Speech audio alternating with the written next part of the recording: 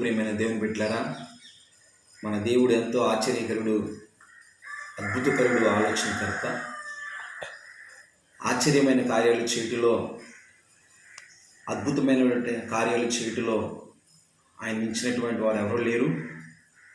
మన దేవుడు మన అక్కరలు ఎరిగి మన అవసరాలు తీర్చే దేవుడు. కానాలనేటువంటి ఊరిలో ఆ వివాహంలో అక్కరని ఎరిగి నీటిని ద్రాక్షరసంగా మార్చిన దేవుడు.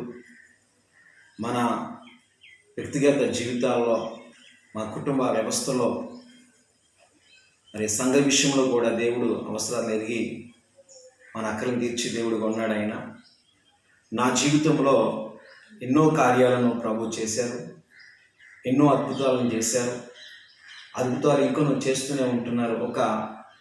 ఒకటి రెండు విషయాలు చెప్పి నేను ముగించాలని ఆశపడుతున్నాను. ఒకసారి నాకు ఒక 10,000 రూపాయలు అవసరమైనవి. ఇచ్చేవారు ఎవరు లేక మరి దిక్కుతోచని స్థితిలో ప్రభు యొక్క సన్నిధానంలోకి చేరి ఆయన పాదాలను పట్టుకుని, ప్రభువా నాకు 10,000 రూపాయలు కావాలి అని చెప్పి విశ్వాసంతో నేను ప్రభుని అడిగినప్పుడు, ప్రార్థిస్తూ ఉండగానే ఒక స్త్రీని చూపించి, దేవుడు ఈమె దగ్గరికి వెళ్ళు, ఈమె లోన్ తీసుకుంది, ఆమె దగ్గర 10,000 రూపాయలు ఉన్నాయి, నువ్వు అడిగితే నీకు ఇస్తుందని చెప్పి ప్రభు నాతో చెప్పారు.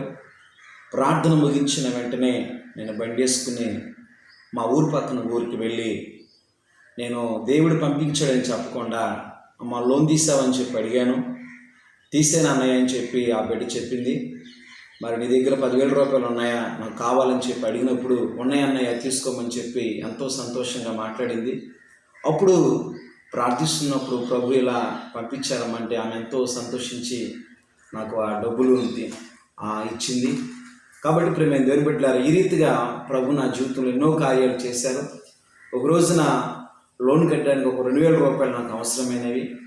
మన అవునగడ్డ ప్రాంతానికి నేను వేరొక సేవకుడు వేరే పని మీద వెళ్ళాం. అయితే హోసన్న మందిరంలో పరిచయం చేయడానికి ఒక సేవకుడు కొత్తగా అక్కడికి వచ్చారు.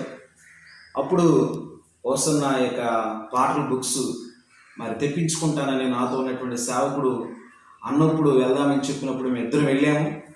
కాసేపు కూర్చుని మాట్లాడాము. తర్వాత ప్రార్థన చేశాము.